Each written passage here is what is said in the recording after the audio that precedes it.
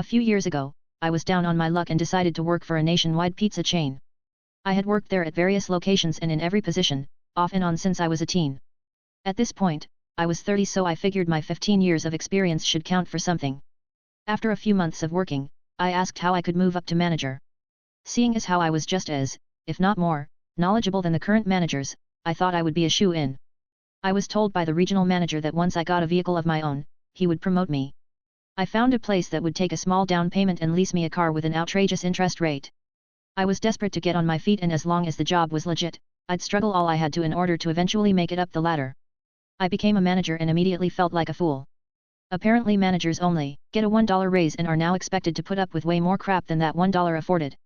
We had to clean the entire store on closing shift, sometimes be there until 4 a.m., etc. I was bamboozled, but it was fine. I was on a mission to escape the street life I grew up in, as I refused to ever sell drugs again.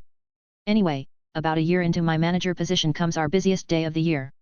That's right, Super Bowl Sunday. All managers were scheduled to come in at 9 a.m. in order to prep. I arrive promptly and begging the prep tasks. Being on time is something I pride myself in, but I know my co-workers are often late, so I assumed they were just a few minutes behind. Unfortunately, the next manager did not come in until 10 a.m. and was clearly hungover to the point he was no help at all. Each subsequent manager came in 1 hour after another until all 4 of us were finally there. At this point I was a little upset and exhausted, but whatever, I'm a team player. We just did our jobs and kept it moving. The entire day was busy with little to no break time. If you've ever worked pizza on a Super Bowl Sunday, you can imagine the shit show I'm describing. Phones ringing off the hook, ovens packed to the brim, carry-out lobby full. My co-workers and I were like a well-oiled machine. We knew how to work with each other very well. No mistakes, no late orders. Busy as hell, but we got this. Then enters the regional manager Jeff. Jeff and I knew each other since we were teens, as we had both started with the company around the same time. He hasn't worked in a busy store in years. His primary role is to check in at various stores and ensure they had what they needed.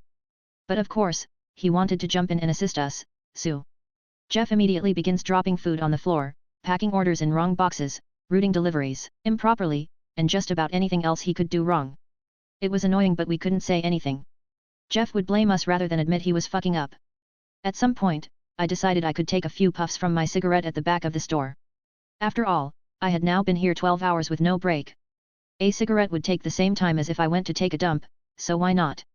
I literally took 2 puffs and threw my cigarette out because I heard the phone ring and wanted to help. When I turned around, Jeff was staring at me like I just fucked his wife or something. Before I could say anything, he said, "Oh yeah? Get the fuck out of here. We don't need you." Mind you, this was 2 hours before the end of my shift. I was the only person here on time.